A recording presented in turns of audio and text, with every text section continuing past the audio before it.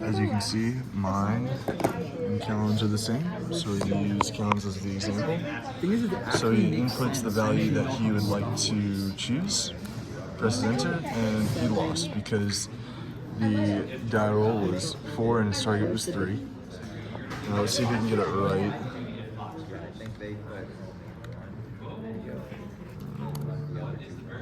Nope, he lost again. Yeah, just because that one we were doing like all together, so then I forgot it was different projects. That's why. Okay. Yeah. Woo! We got to work. This guy can't win, bro. Winner. Well, as you can see, it would say you were a winner if you somehow guessed it right.